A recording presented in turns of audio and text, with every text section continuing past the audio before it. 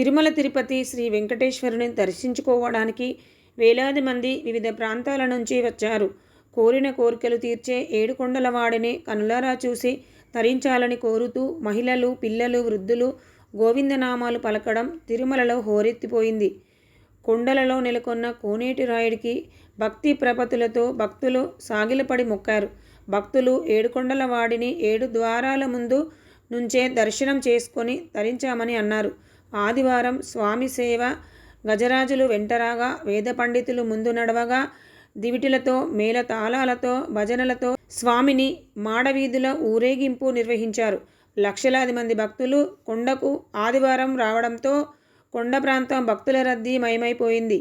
భక్తులు శ్రీవారి పుష్కరిణిలో స్నానం ఆచరించి ముందుగా వరాహస్వామిని దర్శించుకునేందుకు బారులు తీరారు.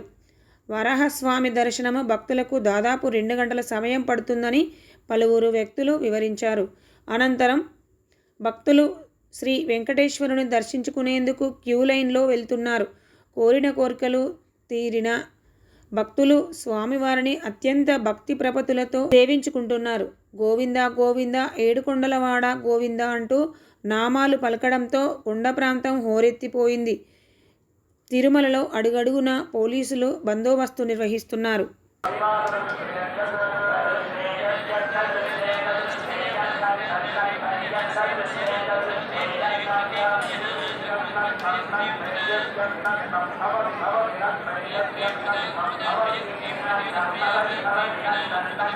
Thank you.